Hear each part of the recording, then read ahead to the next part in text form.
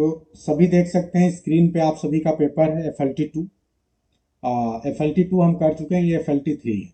ठीक है, तो यस, अच्छा, कल कई लोग पूछ रहे थे, मेरे दिमाग में बिल्कुल नहीं था, कई लोगों ने बाद में रिमाइंड कराया कि आपका जो टेस्ट 1 है, वो ऑलरेडी जो है वेबसाइट पे ऑलरेडी उसका जो है डिस्कशन जो हुआ था वो यूट्यूब के माध्यम से हुआ था। तो वो तो ऑलरेडी यूट्यूब पे पड़ा हुआ है, उसे आप वहां से देख सकते हैं। उसके अलावा जो है जो टेस्ट 2 है वो हमने कल तक कंप्लीट कर लिया है। आज हम टेस्ट 3 पे हैं, तो चलिए करते हैं। Which is not Shakespeare's drama? कौन सा इसमें से शेक्सपियर का ड्रामा नहीं है? आप सभी देखें और बताएं। यस, बहुत अच्छा जी। तो ये जो पहला क्वेश्चन यदि आप देखेंगे तो Richard second and Richard third ये शेक्सपियर का ही ड्रामा है। टाइटस एंडोनिकस भी शेक्सपियर का है। डी जो है एडवर्ड द सेकेंड, बहुत बेहतरीन कोशिश है। श्रीपति जी, सीमा यादव, प्रीति शुक्ला, सभी के लिए तालियां हो जाए। इन्होंने ये भी बता दिया कि जो एडवर्ड द सेकेंड है ये लिखा गया है क्रिस्टोफर मार्लो के द्वारा। बहुत सही जी। तो क्रिस्टोफर मार्लो ने जो है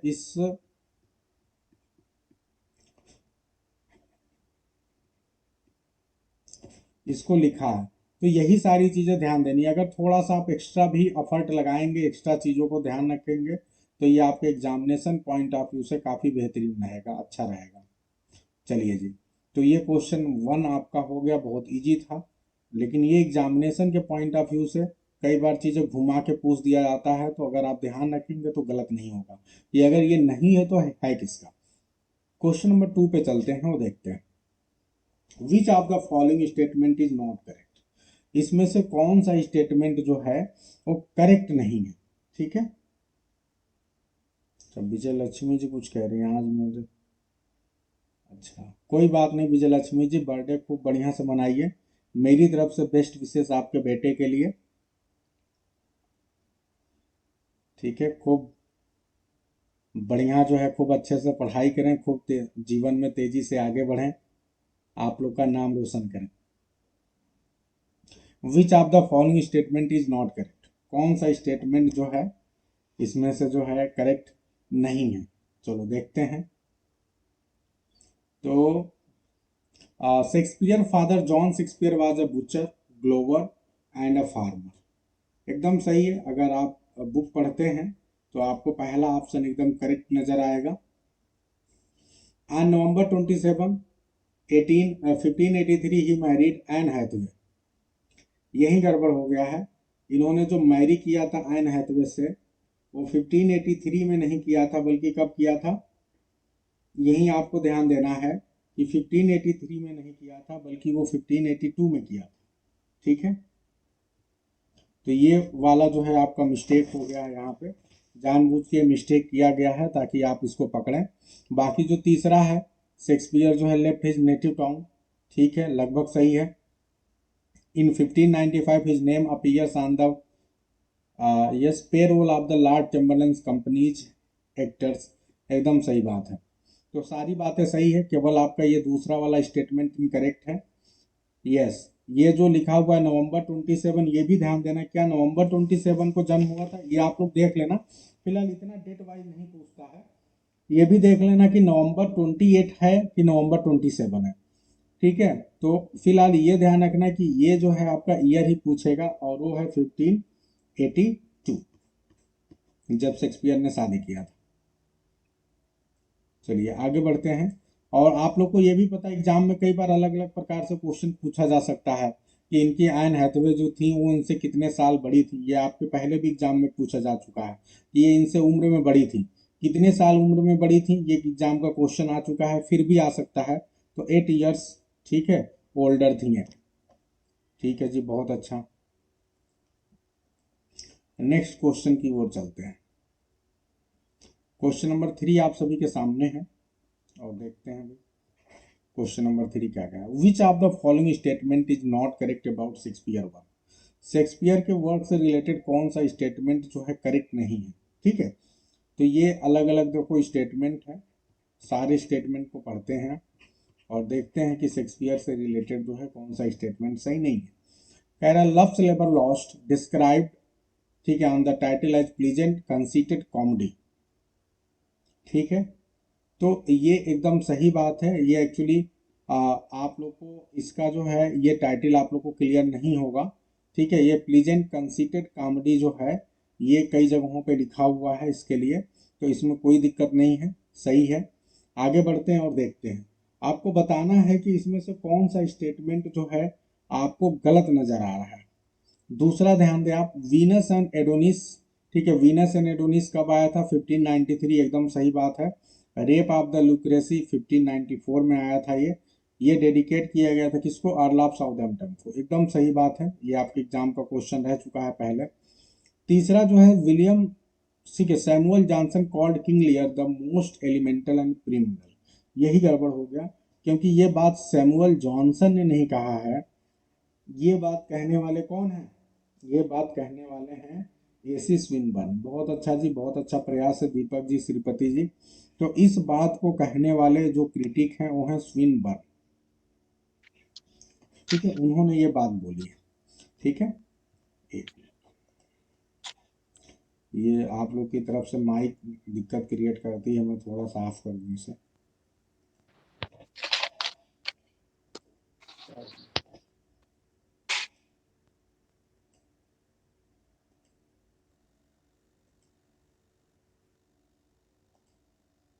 चलिए नेक्स्ट क्वेश्चन की ओर चलते हैं और ध्यान देते हैं।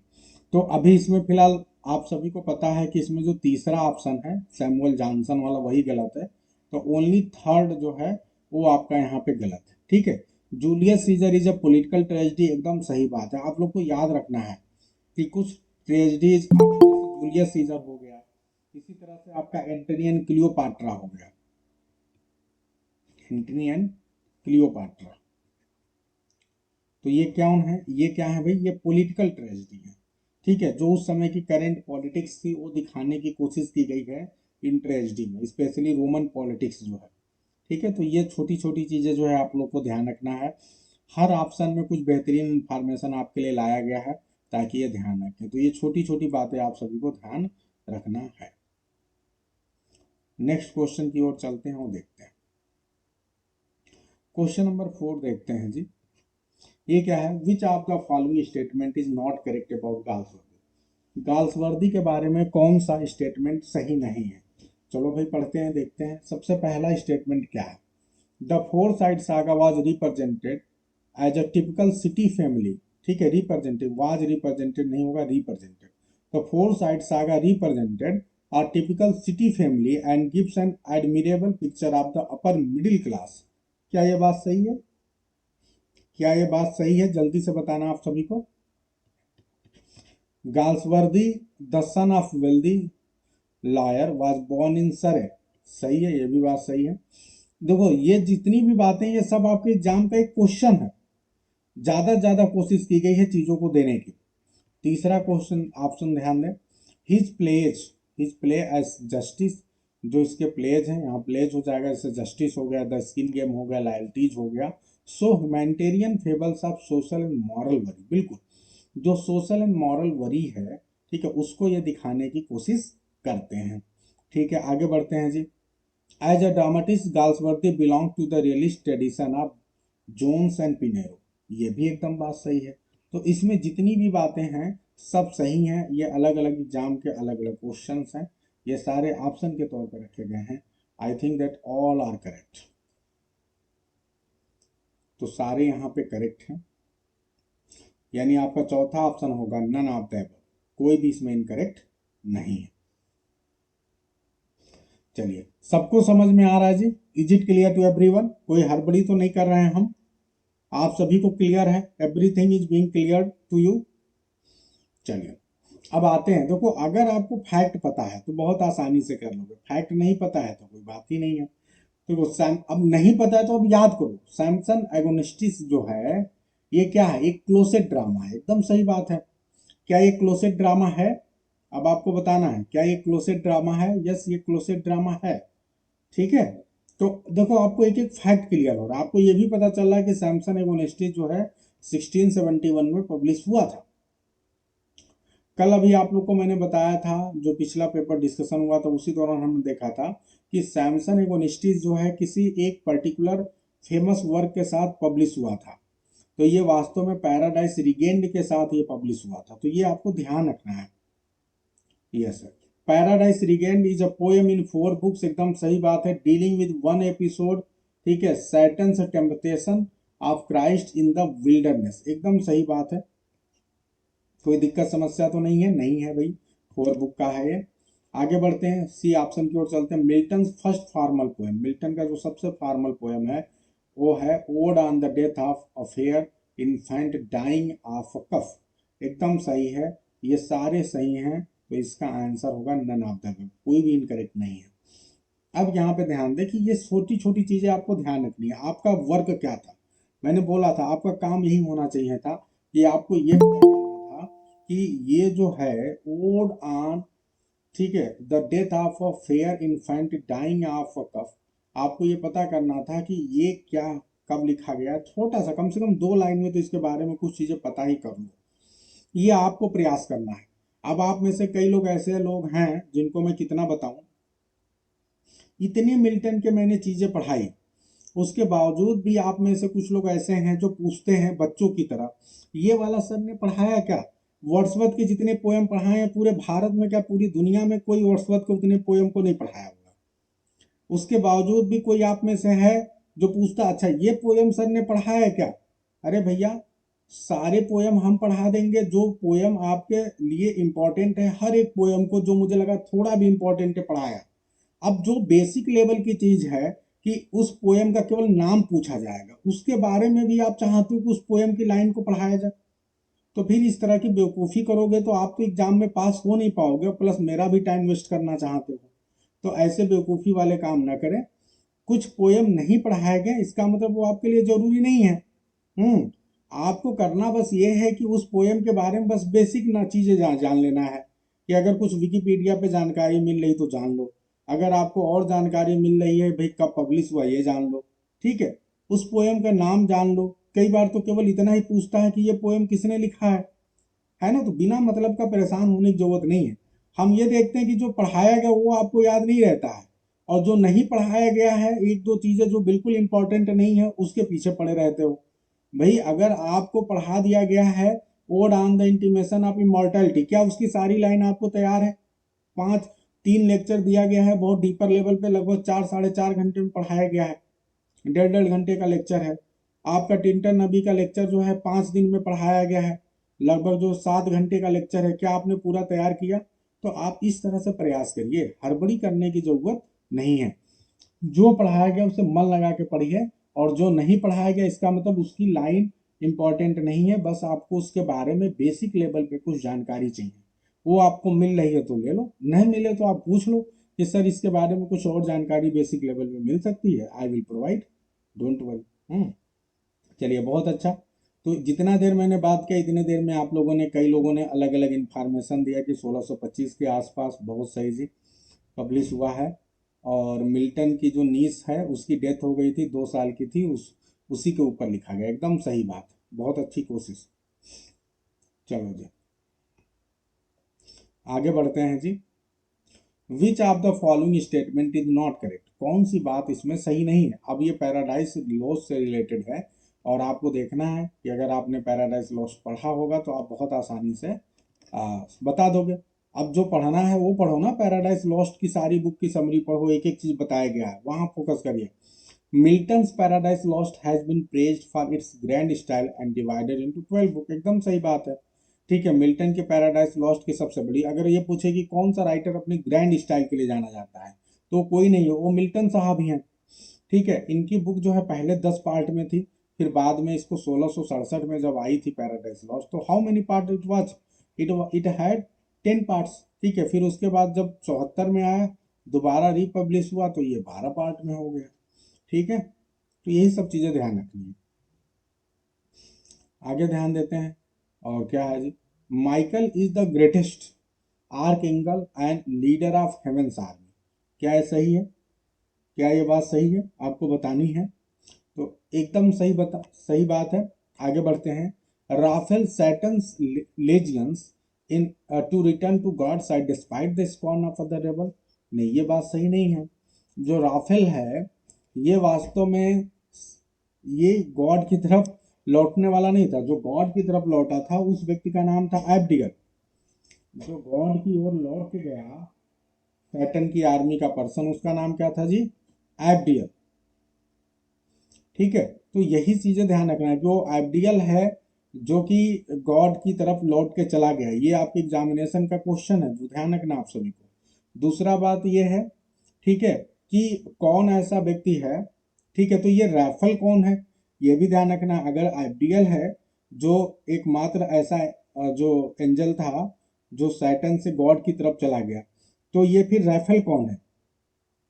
तो राइफल एक मैसेंजर है। आप में से कुछ लोगों ने बताया है, प्रीति शुक्ला बोल रही गॉड का मैसेंजर, एकदम सही है, ये गॉड का मैसेंजर है। और इसको स्पेशली भेजा गया था वार्न करने के लिए। किसको वार्न करने के लिए? एडम एंड ईव को, कि जो पेड़ है वो ना खाएं, जो पेड़ जो फॉरबिडन ट्री है उसके फ्रूट को ना खाएं। ठीक है, एडम एंड ईव को वार्न करने के लिए भेजा गया था। ठीक है, चाहे समझदार रहने के लिए, सैटन से बच के रहने के लिए बोला गया था गॉड के द्वारा।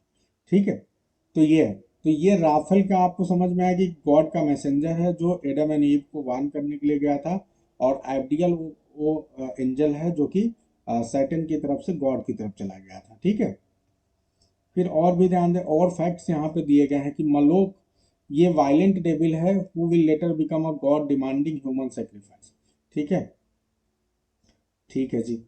तो ये सारी चीजें आपको ध्यान रखना है, धीरे धीरे आपको समझ में। तो ये मलोक भी जो है गॉड की ये जो सैटन है उनके तरफ का एक पर्सन था। आगे बढ़ते हैं और क्वेश्चन, नेक्स्ट क्वेश्चन को देखते हैं। Which of the following statement is not correct about William Wordsworth prelude? William Wordsworth के प्रील्यूड के बारे में कौन सा एक स्टेटमेंट सही नहीं है? तो ये भाई क्या कंप्लीट हो गया था 1805 में prelude? Yes, it was completed, ध्यान रखना है, लेकिन ये पब्लिश नहीं किया गया था। ठीक है, it was first publish in the final form posthumously in 1850, इसे 1850 में पब्लिश किया गया था। It was intended as an early part of preliminary poem to the Recluse, a philosophical poem. एकदम सही बात है। ठीक है, तो इसमें क्या सारी बातें सही हैं, तो इसका मतलब इसमें कोई भी गलत नहीं है, ऑल करेक्ट। तो ये नन ऑफ द अबव होगा, नन ऑफ द अबव। बहुत बढ़िया से पढ़िएगा, प्रील्यूड का लेक्चर जो मैंने दिया है उसमें थोड़ा कंफ्यूजन था पहले, फिर मैंने उसको दोबारा करेक्ट करके बहुत अच्छे से बताया है। आप उसको पढ़िएगा, बहुत अच्छे से इसका स्केच बना के बताया गया आप सभी को। नेक्स्ट क्वेश्चन की ओर चलते हैं, क्वेश्चन नंबर 8 की ओर, और देखते हैं क्वेश्चन नंबर 8 क्या बोल रहा है। अभी ध्यान दें कि who is the author of given work. ये दो वर्क दिया है, द वाइट डवार्फ, ठीक है, रिल स्टोन, ठीक है, और दूसरा क्या, क्लेस्टियल सोनेट्स। ये किसका वर्क है? आप सभी को पता है सोनेट्स है। ठीक है, क्लेस्टियल सोनेट जो है ये वास्तव में जो है विलियम वर्ड्सवर्थ का वर्क है, जो आप सभी को ध्यान रखना है। ठीक है,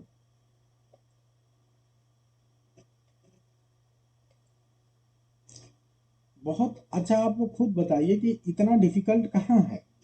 डिफिकल्टी इसमें कुछ नहीं है, ये तो बहुत आसान है। डिफिकल्ट इसलिए आपको लग रहा है क्योंकि इतने फैक्ट्स आपके दिमाग में है नहीं, आपके दिमाग में इतने फैक्ट्स हैं नहीं। तो जब ये क्वेश्चन के रूप में आ रहा है तो अगर आपको एक भी फैक्ट नहीं पता है तो आप गलत कर दोगे।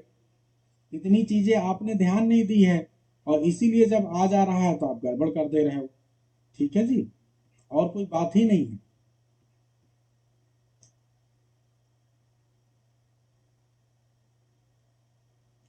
चलिए ध्यान दें, अब नेक्स्ट क्वेश्चन की ओर चलते हैं और देखते हैं क्वेश्चन नंबर 9 आपका क्या बोल रहा है, देखते हैं।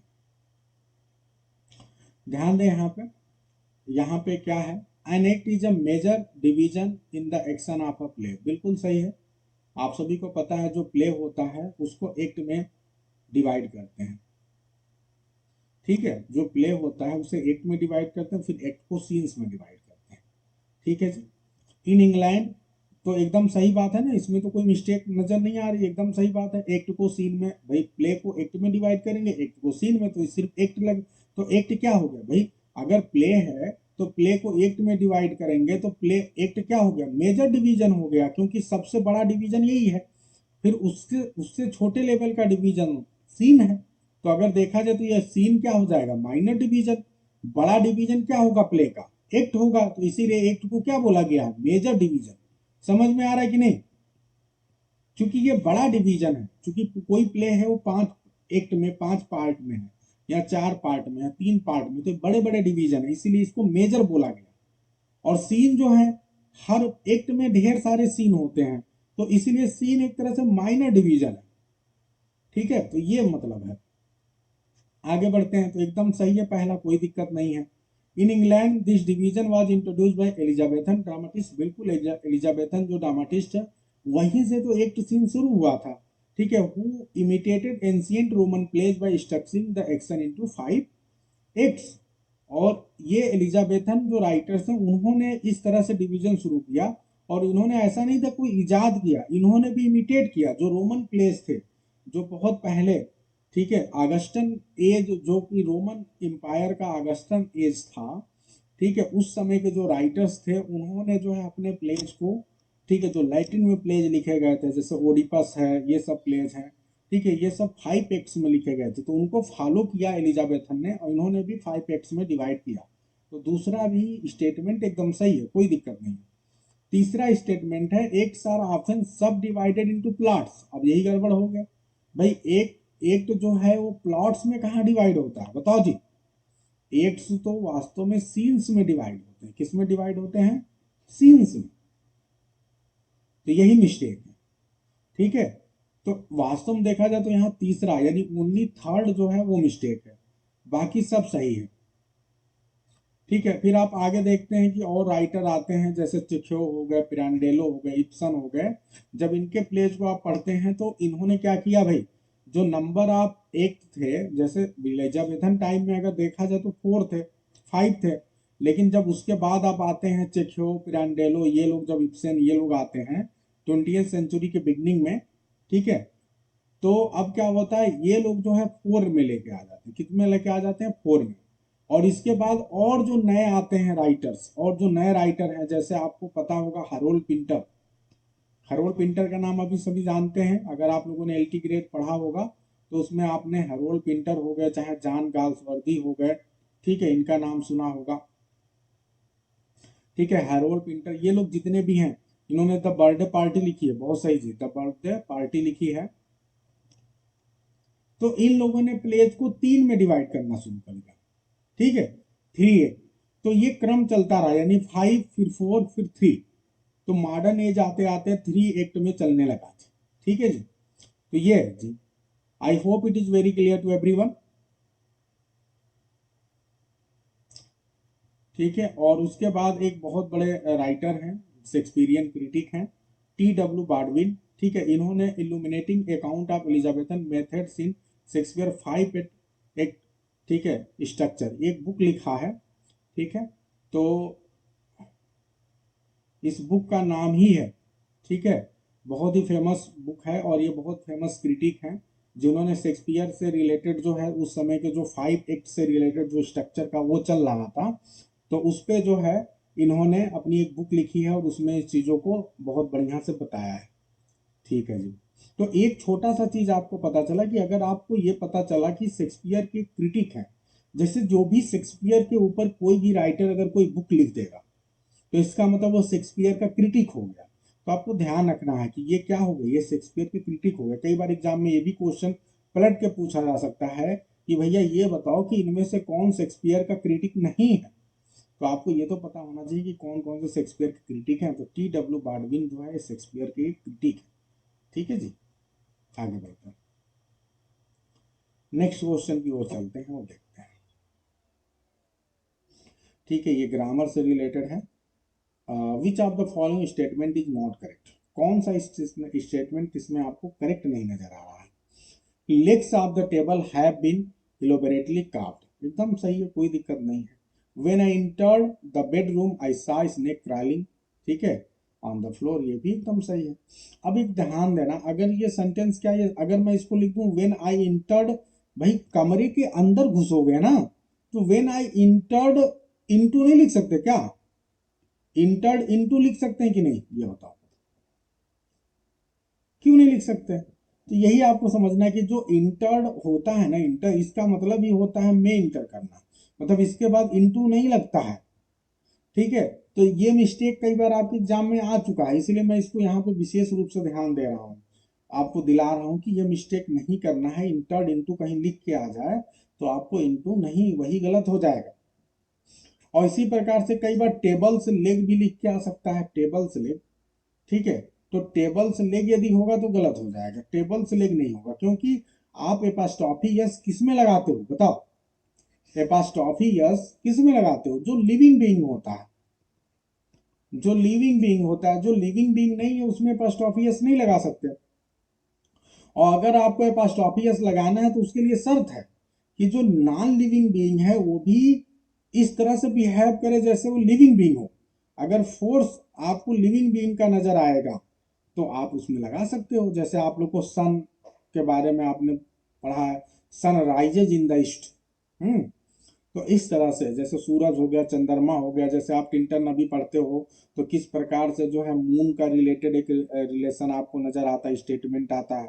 ठीक है, तो ये चीज ध्यान देना है कि कई बार जो है जो नेचर के डिफरेंट एलिमेंट होते हैं, हालांकि वो नॉन लिविंग बीइंग हैं, लेकिन जो उनका फोर्स होता है, जो उनका इम्पैक्ट होता है, वो थोड़ा सा ज्यादा प्रभावशाली होता है। तो इसलिए उसे हम मेल या फीमेल की तरह मानते हैं और उनके साथ उसी तरह यूज करते हैं जैसे वो एक ह्यूमन बीइंग। ठीक है जी, तो ये हो गया। हाँ, डेथ लाइज, ठीक है, ठीक। ठीक है, तो ये हो गया जी। आगे बढ़ते हैं। ये क्वेश्चन थोड़ा सा आप लोग छोड़ दीजिएगा, मुझे लग रहा है कि वो थोड़ा सा इन सब में टाइपिंग मिस्टेक हो गया है, तो मैं इसको एक बार देख लूंगा, क्योंकि मैं कॉलेज से आया तो इसको देख रहा था, तो ये थोड़ा सा मुझे लगा मैं अभी इसको आपको कल डिस्कस कर दूंगा, क्योंकि अभी पेपर चल ही रहा है। ये क्वेश्चन है और एक क्वेश्चन और है, क्वेश्चन नंबर 14। तो इन दोनों क्वेश्चन को हम कल देख लेंगे, ठीक है। अच्छा एक मिनट, अभी तो ये मैंने कंप्लीट ही नहीं किया था, मैं बीच में ही आगे बढ़ गया। हाँ, इसमें जो तीसरा ऑप्शन था यस, तो इसमें मिस्टेक कहाँ है? मिस्टेक यही था कि टाउन्स आफ्टर टाउन्स हो गया। ठीक है, तो ये गलत है, क्योंकि जब आपको बनाना है तो ये टाउन आफ्टर टाउन होता है।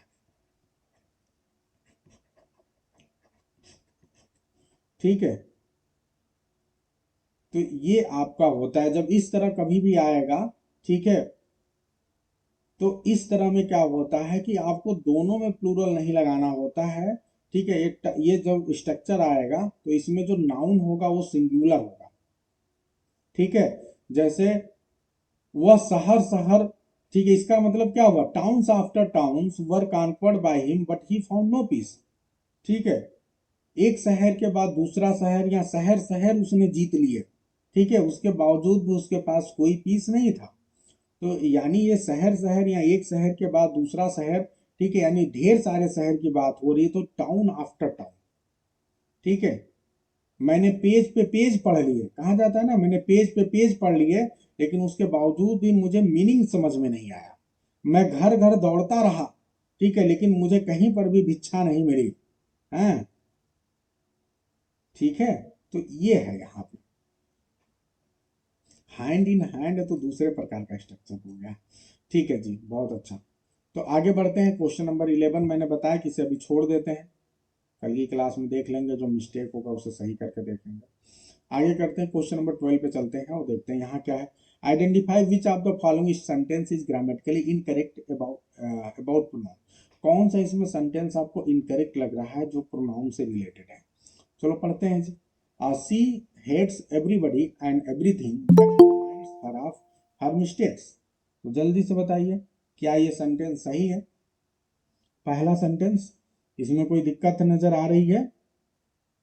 कोई कोई दिक्कत नहीं, एकदम सही है। She hates everyone and everything that reminds her of her mistake. दूसरा पढ़ते हैं। He prostrated before his master who had return from London after a year.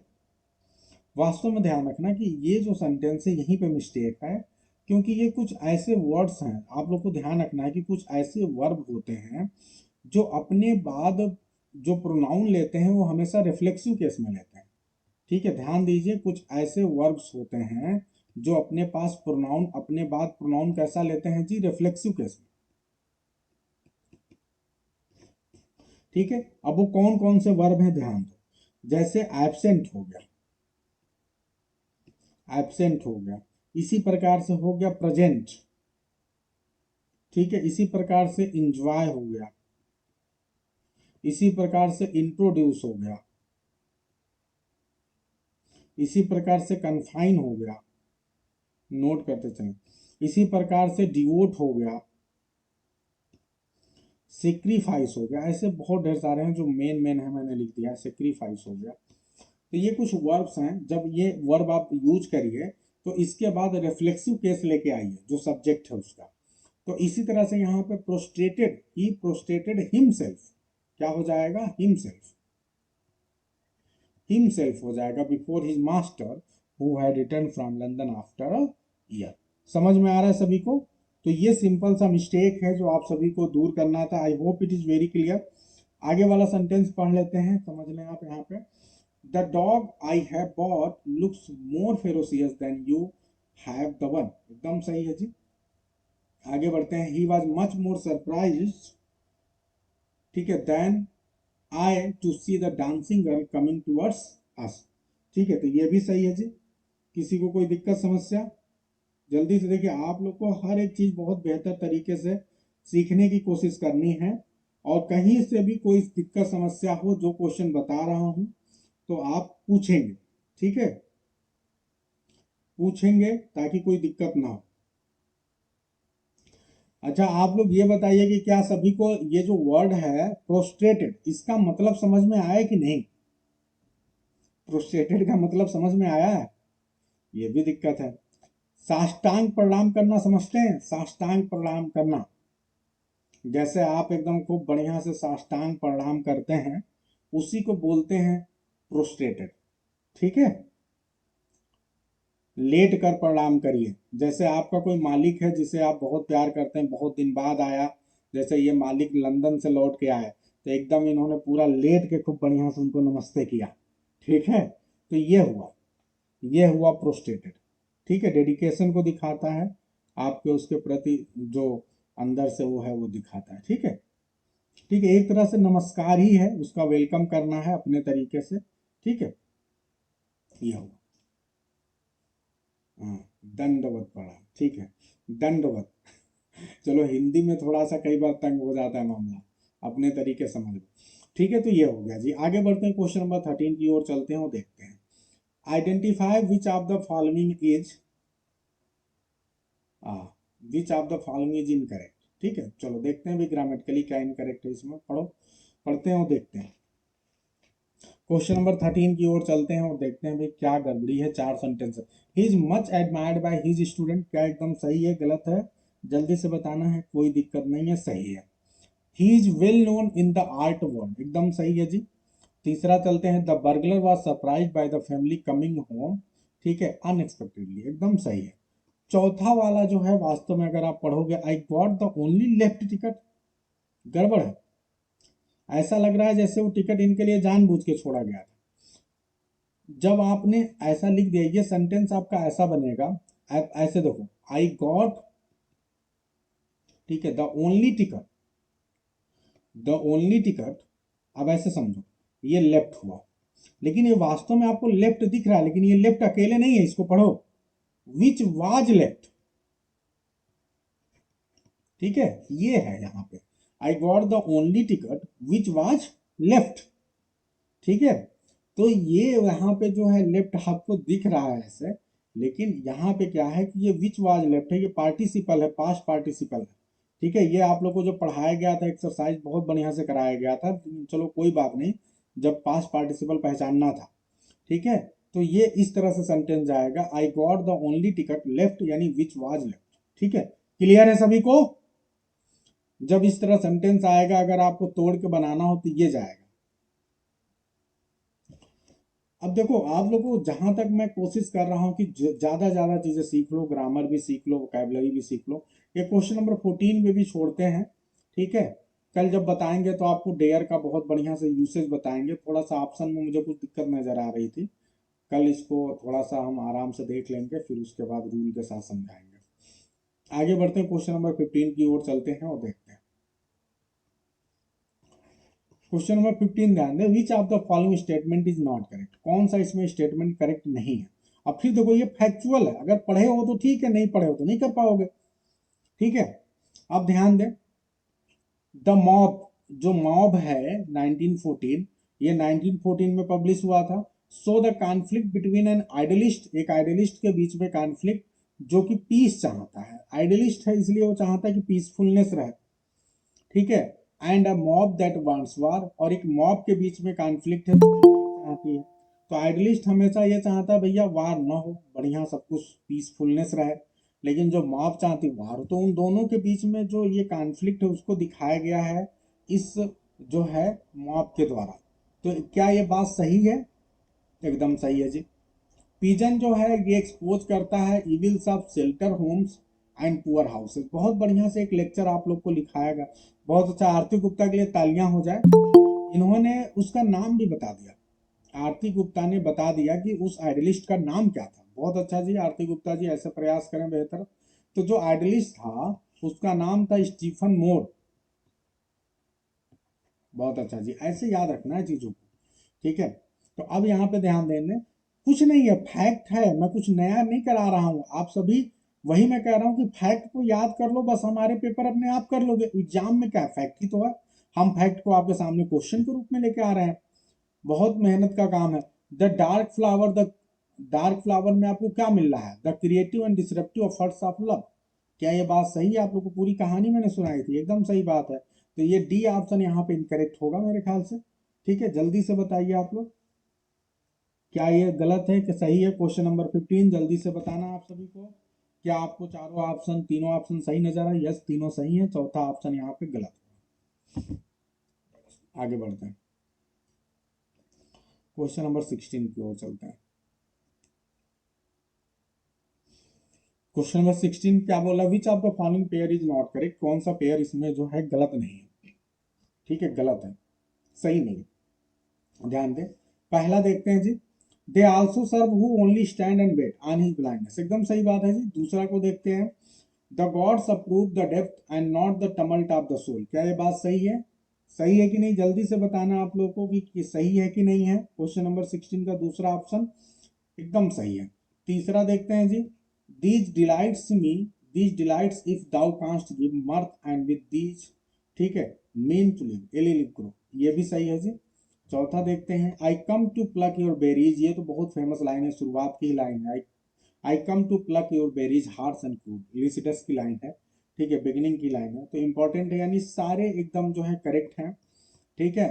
ये आपका जो है नन ऑफ द अबव होगा, यानी कोई भी करेक्ट नहीं है, कोई भी इनकरेक्ट नहीं है यहाँ पे, ठीक है, सारे सही है। देखिए कोशिश खूब की गई है कि आप ज्यादा से ज्यादा लाइन रट लो, ज्यादा ज्यादा, आप में से ज्यादा लोगों ने टेस्ट नहीं दिया, डर गए पहले ही। भाई डरने से कैसे होगा काम, अब ये लाइन को याद करो, हो सकता है आपको लाइन बिल्कुल भी ना समझ में आए, कोई बात नहीं, कम से कम ये लाइन अपनी कॉपी में तो लिख सकते हो कि यस ये लाउडेमिया की लाइन है। लाउडेमिया पोयम एक बार जाके आप पोइट्री फाउंडेशन पे देख तो सकते हो। आपके पास, मैंने बोला कि अगर आप टीजीटी की तैयारी कर रहे हैं तो कम से कम आपके पास 4 किताबें जरूर होनी चाहिए। मैंने आप लोग को बोला था कि मिल्टन की एक बुक जरूर रख लीजिए, पैराडाइज लोस्ट बुक 1, ठीक है, वो जरूर आपके पास होनी चाहिए। नहीं है तो मैंने जो पीडीएफ दिया उसका प्रिंट आउट ले लो, ठीक है। लेकिन एक बुक इसलिए होनी चाहिए क्योंकि ओरिजिनल लाइन उसमें रहती है। अगर फिर भी नहीं तो आप उस लाइन को कहीं से भी पढ़ लो, डाउनलोड कर लो, प्रिंट कर लो, आपके पास होनी ही चाहिए। ऑन हिज ब्लाइंडनेस है, उसकी पूरी लाइन होनी ही चाहिए, ठीक है।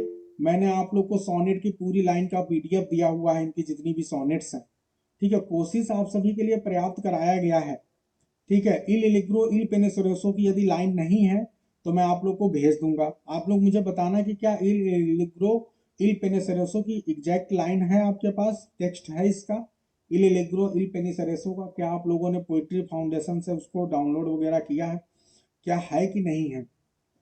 आरती गुप्ता कह रही है,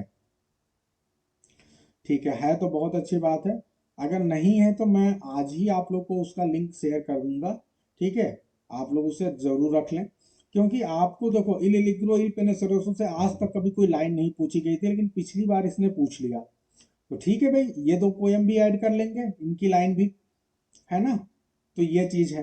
और बाकी जो है आपको अगर आपके पास वर्ड्सवर्थ की जरूर एक आपके पास ध्यान रखें, मिल्टन से रिलेटेड मैंने आप लोग को एक और बताया था कि मिल्टन से रिलेटेड एक बुक आती है minor poems. Minor poems Milton की एक बुक आती है डॉक्टर रकुल तिलक की, मैंने आप लोग को बताया था, ठीक है। डॉक्टर रकुल तिलक की बुक आती है रामा ब्रदर्स की, ये बुक आपके पास होनी चाहिए। मैंने आप लोग को शेयर किया था, रामा ब्रदर्स की ये बुक आती है। तो ये बुक अगर हो जाएगा ना तो आपका बहुत काम हो जाएगा। सारे माइनर पोएम की समरी दी हुई है, उनका ओरिजिनल टेक्स्ट दिया हुआ है। तो एक बुक 150-60 रुपये की मिलेगी। जिस बुक से कल आपको नौकरी मिलने वाली है तो एक बुक तो होनी ही चाहिए। तो एक बुक मुश्किल से ये 100-150 की मिलेगी, ये बुक आपके पास होनी चाहिए। इसके अलावा जो है सोनेट के लिए आपको टेंशन लेने की जरूरत नहीं, ओरिजिनल टेक्स्ट मैंने खुद ही दे दिया है आपको। अगर आप और जो है एक पैराडाइज लॉस्ट की मैंने बोला था कि पैराडाइज लॉस्ट बुक 1 की यदि बुक हो आपके पास तो बहुत अच्छी बात है, पैराडाइज लॉस्ट बुक 1। क्योंकि इसके ढेर सारे बुक है ना, तो सबका तो आप खरीद नहीं पाओगे गाइड बुक, तो कम से कम एक बुक की गाइड बुक आपके पास हो।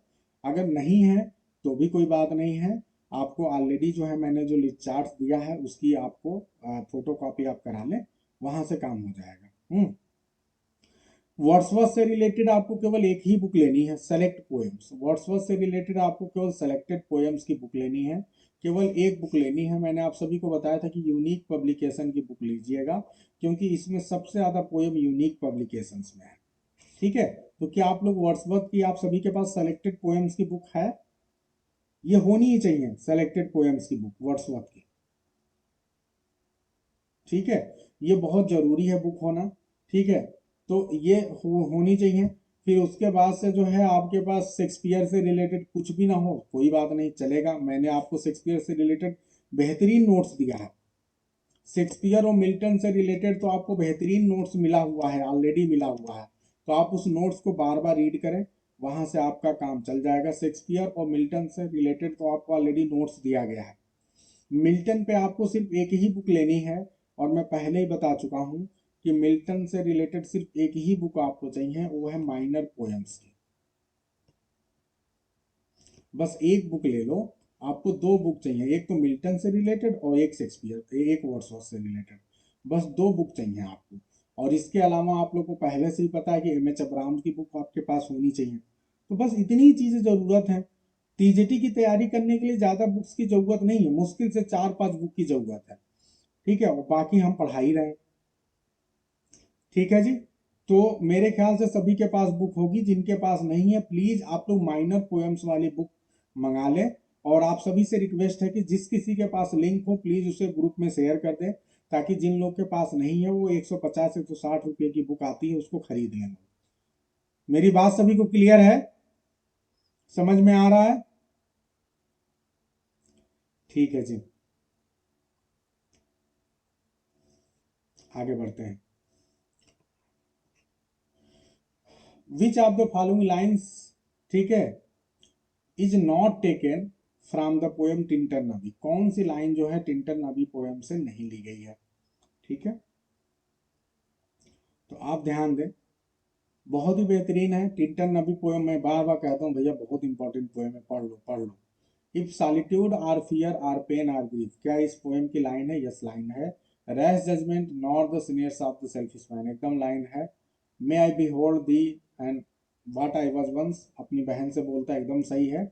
ये वाली लाइन जो है the rainbow comes and goes, ये दो पोएम है, एक तो द रेनबो नाम का ही पोएम है और दूसरा पोएम ओड ऑन इंटीमेशन के शुरुआत में आया है, ठीक है। तो ये वहां से लाइन है, एकदम क्लियर होनी चाहिए सभी को। तो ये तुरंत सही, हमें तो नहीं लग रहा है कि इतना कठिन लग रहा है ये।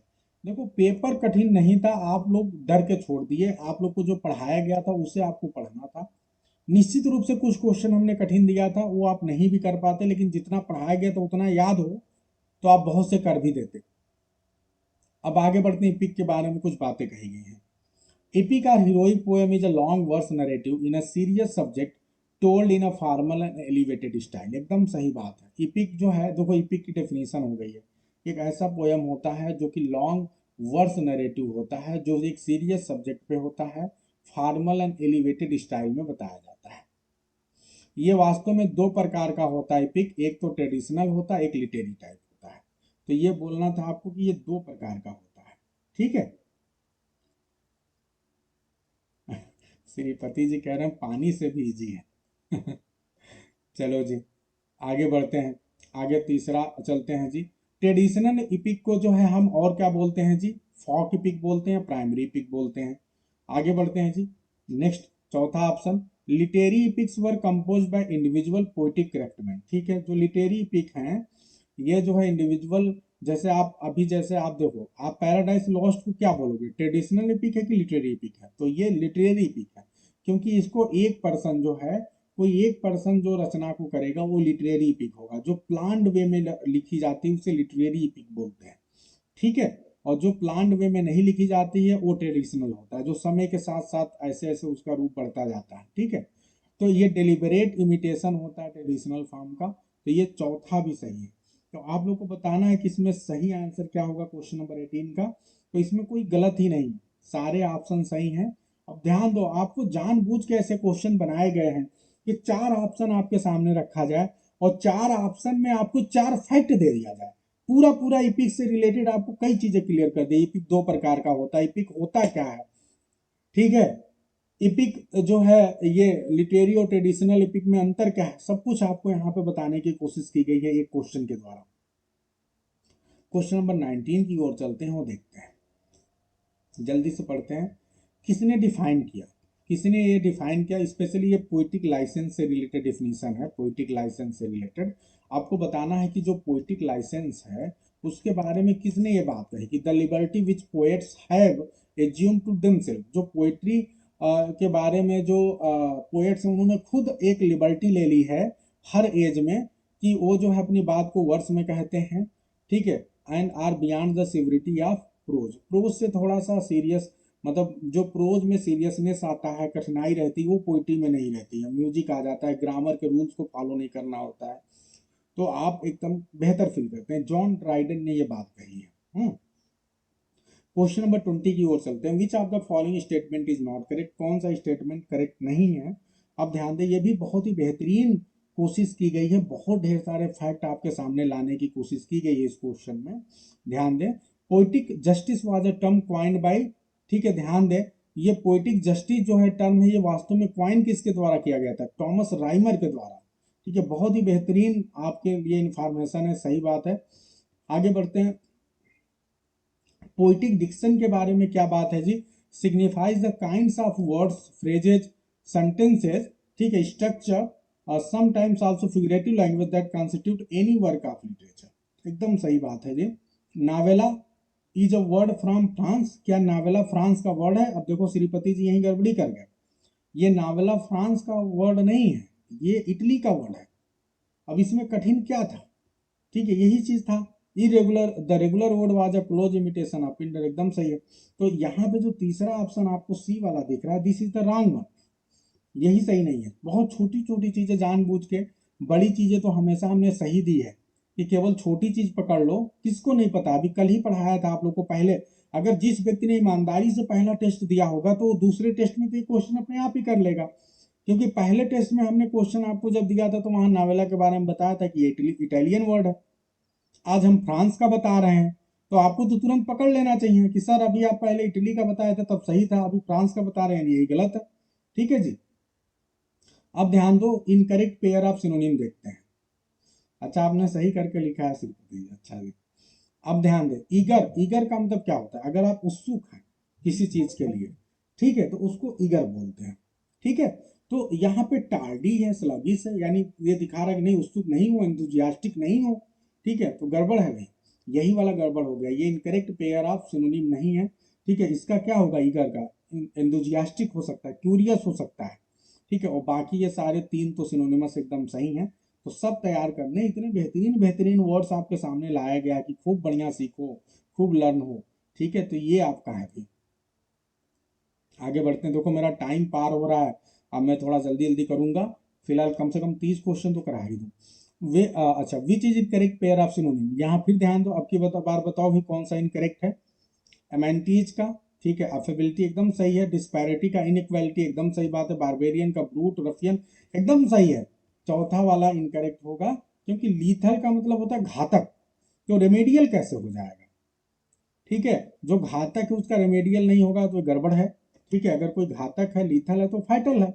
बहुत अच्छा जी सीमा, बहुत अच्छा प्रयास कर रही हैं, पूरा लिख के बता रही हैं, बहुत अच्छा जी। आगे बढ़ते हैं जी। तो एंटोनिम दिया हुआ है, क्वेश्चन नंबर 23 की ओर चलते हैं, वो देखते हैं जी क्या है जी। विच इज मिसमैच्ड, ठीक है, बहुत अच्छा जी, डेडली आरती गुप्ता। ठीक है, which is mismatched pair of, Preeti Gupta deadly, बहुत अच्छा प्रयास चल रहा है आप सभी का। मिसमैच्ड पेयर ऑफ सिनोनिम, कौन सा मिसमैच्ड पेयर ऑफ सिनोनिम है बताना है। ठीक है, मिसमैच्ड यानी वो सिनोनिम ना हो जाए, कुछ और हो जाए, सिनोनिम नहीं है। तो सीरीन का सीडेड प्लेसिड, सही है भैया, प्लेसिड है, सीरीन है। ठीक है, ग्रूसम का फेयर अट्रैक्टिव, यही गड़बड़ है, ग्रूसम का फेयर अट्रैक्टिव कैसे होगा जी? तो अब ध्यान दें, यानी ये गड़बड़ हो गया क्वेश्चन नंबर 23। क्वेश्चन नंबर 23 का जो है बी नहीं होगा, ग्रूसम है, इसका मतलब कोई डरावनी चीज है, हॉरिबल है, तो इसका क्या हो जाएगा, फियरफुल नहीं होगा, अट्रैक्टिव नहीं होगा, बल्कि फियरफुल होगा। ठीक है जी, ड्रेडफुल होगा, हॉरिबल होगा, रिपल्सिव होगा, टेरिबल होगा, बहुत अच्छा जी। तो बी ऑप्शन जो है यहाँ पे वो सिनोनिमस ना होकर एंटोनिमस जानबूझ के दिया गया है। और कितनी बेहतरीन कोशिश है, हर बार आपको ताली बजाना चाहिए ऐसे क्वेश्चन पे, बहुत अच्छा कोशिश किया गया है, और आपको ये सब तैयार करना है, रोज प्रयास करना है। ठीक है, आगे बढ़ते हैं जी। Select the correct spelling, correct spelling आपको पहचानना है, यहाँ पे भी बताइए। क्वेश्चन नंबर 24 में तो इमेंसिपेशन, ठीक है, इमेंसिपेशन, यहाँ पे जो ए ऑप्शन है वो सही है। इमेंसिपेशन का मतलब एकदम स्वतंत्रता प्रदान कर देना, फ्री कर देना, फ्रीडम प्रदान करना, इमेंसिपेशन। ठीक है जी, तो ये हो गया जी। आगे बढ़ते हैं क्वेश्चन नंबर, नेक्स्ट क्वेश्चन की ओर चलते हैं जी। नेक्स्ट क्वेश्चन क्या बोलता है, क्वेश्चन नंबर 25 देखते हैं जी। क्वेश्चन नंबर 25 आपके सामने ये क्या बोल रहा है कि select the correct spelling, surgeon, वास्तव में सर्जन की स्पेलिंग क्या होगा जी? पहला वाला सही होगा। ठीक है, क्या सही है सर्जन की स्पेलिंग, और बाकी सब गलत लग रहे हैं। ठीक है, तो यही सब ध्यान रखना है।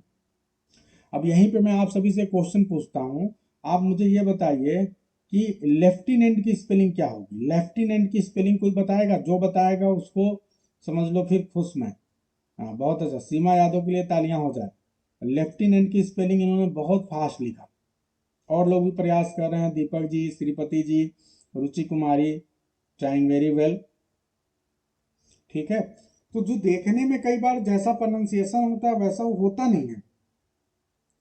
चलो क्वेश्चन नंबर 26 की ओर चलते हैं। सेलेक्ट द मिसमैच्ड ऑप्शन, आपको बताना है कि कौन सा ये ईयर है। अच्छा, टॉफी चाहिए?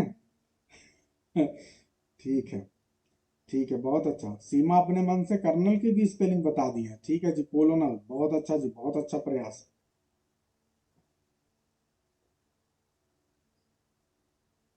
हम्म, अच्छा, तुमने 10 झूठ बोल के 10 सीटी थी, लाई यू 10 9। बहुत अच्छा, दीपक जी ने बहुत अच्छा भी फार्मूला बताया। हम्म, बहुत अच्छा, तुमने झूठ बोली की 10 सीटें, ओके, ठीक है जी। आगे बढ़ते हैं, यहाँ ध्यान दो जी, यहाँ बताओ कौन सा मिसमैच ऑप्शन है, जल्दी से बताइए। Question number 26 fast. तो यस, स्केप वाला यहाँ पे गलत है, इस पे स्केप का जो ईयर दिया है वो सही नहीं दिया है। ठीक है, वो आप सभी लोग चेक कर लेना क्या स्केप का ईयर होगा। ठीक है, यही चीजें आपको गड़बड़ियां दूर करनी है और सारी चीजें तैयार करनी है। ठीक है, क्वेश्चन नंबर 27 की ओर चलते हैं, वो देखते हैं जी। क्वेश्चन नंबर 27 क्या, which statement is incorrect in reference to Milton Comus? Milton के कॉमर्स के बारे में कौन सी बात आपको गलत नजर आ रही है भाई? Milton road commerce on the request of Henry lobes, एकदम सही बात है, हेनरी लॉब्स के रिक्वेस्ट पे लिखा था। ठीक है, इट वॉज रिटन इन 1634, ये भी एकदम सही बात है। The sub title of commerce is the Triumph of virtue, एकदम ये भी सही बात है, वर्चू का ट्रायम्फ है। Henry Lawes played the role, lady role, यही गड़बड़ हो गया। हेनरी, अरे वाह, सीमा यादव के लिए तालियां, बहुत अच्छा प्रयास। तो लेडी रोल नहीं किया, लेडी का रोल नहीं किया था, अटेंडेड स्पिरिट का रोल किया था। बहुत अच्छा जी, अटेंडेड स्पिरिट का रोल किया था उन्होंने। ठीक है जी, बहुत अच्छा प्रयास, ऐसे प्रयास करना है जी। आरती गुप्ता, बहुत अच्छा जी। एलिस एज अ लेडी, बहुत अच्छा। प्रीति शुक्ला और इंफॉर्मेशन दे रही हैं। यस, तो बहुत अच्छा प्रयास है, ऐसी चीजों को तैयार करना है, बहुत मेहनत करा गया है, कराया गया है आप सभी के लिए। आप चीजों को याद रखिए, अदरवाइज सब गड़बड़ हो जाएगा। आगे ध्यान दें, which is not correct about Wordsworth. Wordsworth के बारे में इसमें कौन सी बात आपको सही नहीं लग रही है? His father was a lawyer, ठीक है, died when he was 13 years old. एकदम सही बात है कि नहीं सही बात है भाई, बताओ जी, सही बात है कि नहीं? तो ये एकदम सही बात है। आगे बढ़ते हैं जी, क्वेश्चन नंबर 28 की ओर आपको आना है और बताने की कोशिश करना है। इन 1835 Oxford conferred upon him the degree of, क्या ये बात सही है? नहीं। अगर आप बुक पढ़ोगे तो आपको क्या मिलेगा? 1835 में नहीं बल्कि 1839 में इनको ये बात, इनको ऑक्सफोर्ड ने DCL की उपाधि दी थी। यही गड़बड़ है। 1844 में इनको क्राउन ने अवार्ड किया था पेंशन 3000 पाउंड का, ये भी सही है एकदम। He was died in Ryder Mount, which was Wordsworth home from 1830। एकदम सही बात है। तो ये सारी बातें सही है, जो गड़बड़ी है, बहुत से फैक्ट्स आपको मिल रहे हैं। इन फैक्ट्स को आपको दोबारा जो है पढ़ना है, चेक करना है, ठीक है। ये सारे फैक्ट्स आपको याद कराने की कोशिश की गई है कि आप कुछ भी ना भूलो। हाँ, इतनी चीजें वर्ड्सवर्थ के बारे में आपको याद करवा दिया जाए, कब जन्म हुआ, कहाँ रहे, क्या खाए, क्या पिए, क्या कब इनको वो मिला, सब कुछ याद हो जाए। 4 राइटर की तो एकदम कहानी बता दो, शुरू हो जाओ तो रुको ही ना, इतना क्वालिटी अपने अंदर भरो आप। विच of the pair of comment and it's author is not correct. यहाँ पे ध्यान दो भाई, करेक्ट कंबाइन करना, बताना है कौन सा इसमें गड़बड़ है। He was not of an age but for all ages, Ben Jonson, एकदम सही है। He is as well able to bombast out a blank verse as a best of you, क्या ये सही है? ध्यान देना है। One of the greatest geniuses, ठीक है, बहुत अच्छा Deepak ji. I keep saying Shakespeare, Shakespeare, you are as obscure as life is. तो अगर आप यहाँ ध्यान देंगे तो जो बी ऑप्शन है ना, यहाँ पे इसको जो है जॉन ड्राइडन ने नहीं बल्कि रॉबर्ट ग्रीन ने बात बोली थी, ठीक है, रॉबर्ट ग्रीन ने बात बोली थी, ये है। तो ये आप लोगों को कोटेशंस की ऑलरेडी शेक्सपियर पे मैंने बहुत बड़ी लिस्ट दी है, प्लीज उसे आप धीरे धीरे प्रैक्टिस करें, याद करें। एक तो आपको मैंने पूरी PDF दी है, फिर उसके बाद मैंने शेक्सपियर की अलग से आपको एक एक प्ले वाइज PDF दी है, वो भी दिया है। फिर कोटेशन की अलग से आप लोग को जो है, इसके अलावा प्ले वाइज PDF दिया है, वो तो आपको तैयार करना ही है। और हर प्ले के PDF में कोटेशन भी है। इसके अलावा जो है आपको जो है, अब मैंने क्रिटिसिज्म जो क्रिटिकल कमेंट है उसका भी PDF दिया है, सब कुछ आपके पास है, प्रैक्टिस करना है आपको। विच लाइन, और जो आपको नया मिले क्वेश्चन में उनको नोट कर लो। Which line is not spoken by Milton, इसमें से कौन सी लाइन मिल्टन के द्वारा स्पोक नहीं की गई? किसके बारे में? शेक्सपियर के बारे में कौन सी लाइन मिल्टन ने नहीं बोली है? तो अब ध्यान दीजिए, स्वीटेस्ट शेक्सपियर फैंसीज चाइल्ड, ठीक है। आपको कौन सी लाइन मिल्टन की नहीं है? मिल्टन के पोएम्स की नहीं है, तो ये ठीक है भाई, स्वीटेस्ट शेक्सपियर फैंसीज चाइल्ड ये मिल्टन की लाइन है, ठीक है। आगे बढ़ते हैं। एंड सो, ठीक है, sculptured in such palms dost lie and kings for a tom wish to die। सही है कि नहीं सही है? आपको जल्दी से बताना है, कहीं कोई मिस्टेक नजर आ रहा है तो बताइए, ठीक है, जल्दी से आपको बताना है।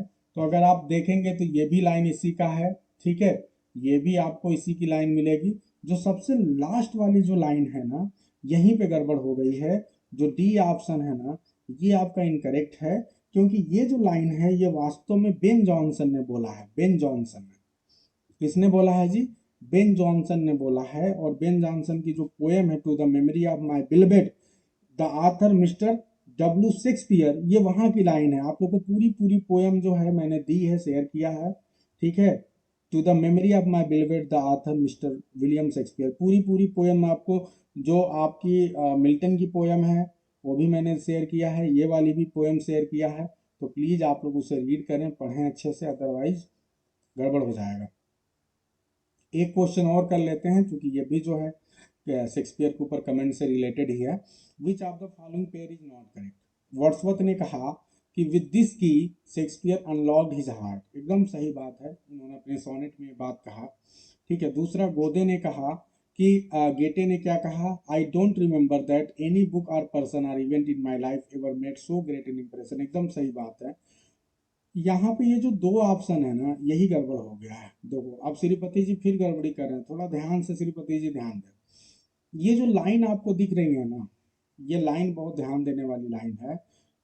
Thou art a monument without a tomb and art alive still while thy book doth live. आप बताइए कि ये कहाँ की पोयम है? कहाँ से लाइन ली गई है। और ये sweet swan of Avon what a sight it worth to see, ठीक है, thee in our water seat appear. तो अगर आप इसको पढ़ेंगे तो आपको पता चलेगा कि ये बेन जॉनसन की लाइन है, ठीक है। ये लाइन जो है, ये दोनों लाइन जो है बेन जॉनसन की लाइन है और बहुत ही फेमस पोएम है। मैंने आप सभी को इस पे टेस्ट भी करवाया है, स्वीट स्वान ऑफ एवन, ठीक है, कि कौन सी poem, to the memory of my beloved the author mister William Shakespeare, ठीक है। तो ये गड़बड़ हो गया क्योंकि यहाँ पे मैथ्यू अर्नोल्ड लिखा है, ऑल करेक्ट कहाँ है, अभी ध्यान क्यों नहीं दे रहे हैं दीपक जी।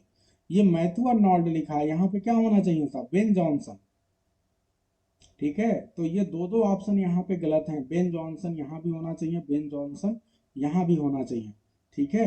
तो इसलिए जो है इसके कोई भी ऑप्शन इसके हिसाब से सही नहीं है, ठीक है। कोई भी ऑप्शन यहाँ पे जो क्वेश्चन दिया गया है उसके हिसाब से सही नहीं है। और वास्तव में यहाँ पे जो गलत होना चाहिए वो थर्ड एंड फोर्थ गलत है, ठीक है। यहाँ पे थर्ड एंड फोर्थ दोनों जो है बेन जॉनसन का है, ठीक है जी। तो ये है। अब बताओ सभी को क्लियर है, आई hope it is very clear.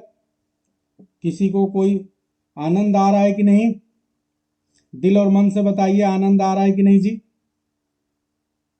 ठीक है, एकदम दिल और मन से बताइए सभी लोग। और समझ में आ रहा है कि नहीं, इतना समय ले रहे हो आप लोग को, कितना, इतने देर में तो टीचर पता नहीं कितने क्वेश्चन डील कर देते हैं, ठीक है। एक मैं फंसा रहता हूं, अब तक नहीं लग रही है सर, ठीक है। तो 31 क्वेश्चन हमने आज करा दिए हैं। मैं बार बार अब आप लोगों से, जैसे आप लोगों ने पेपर नहीं दिया ना तो मुझे थोड़ा सा दुख हुआ, और इसीलिए मैं रोज आप लोग की आवाज सुनना चाहता हूँ। रोज एक व्यक्ति अपनी आवाज सुना के कहेगा कि अब टफ नहीं लग रहा है सर, अब मुझे जो है समझ में आने लगा है, अब मैं याद करने लगी हूँ, अब मैं याद करने लगा हूँ। मुझे ये आपकी तरफ से सुनना है, ठीक है। मैंने आवाज खोल दिया है, जो व्यक्ति एक दिन पहले अपने बात को कह चुका है वो अगले दिन नहीं बोलेगा। तो आप में से कोई एक व्यक्ति को मौका दे रहा हूँ, कुछ बोलना चाहते हो तो बोल सकते हो। अच्छा, प्रीति सिंह कह रही है अब डर नहीं लग रहा है। और लोग बताएं भाई, जल्दी से एक लोग कोई बोल सकता है। 7:20 में मेरी क्लास एंड हो जाएगी, ठीक है। सबको समझ में आ रहा है, जो लोग को दिक्कत थी, समस्या थी, जो लोग नहीं समझ पा रहे थे, जिन लोगों ने टेस्ट नहीं दिया, उनमें से क्या कोई है, आप में से सतीश कुमार जी, क्या आपने सारे टेस्ट दिए हैं। दीपक जी ने भी शायद धीरे धीरे करके सारे टेस्ट दे दिए। प्रीति सिंह ने टेस्ट सारे नहीं दिए थे, मुझे लग रहा है बहुत से लोगों ने टेस्ट नहीं दिए। मुझे केवल 2 ही 4 लोग के नाम ऐसे लगते हैं जिन्होंने हर दिन टेस्ट दिए हैं, ठीक है। चलो कोई बात नहीं। तो हाँ, मुझे लग रहा है सब बोलने से डरने लगे हैं आप, कोई बात नहीं, ठीक है। क्लास को एंड करते हैं। अच्छा, प्रीति नागर जी ने सारे टेस्ट दे दिए, मैं प्रीति सिंह की बात कर रहा था, चलो ठीक है। अच्छा, डर गए थे। दीपक जी कह रहे हैं 2 टेस्ट बचे हैं, ठीक है जी। तो आज की क्लास इतने पे एंड करते हैं, मिलते हैं सभी को अगली क्लास में। Good night to everyone.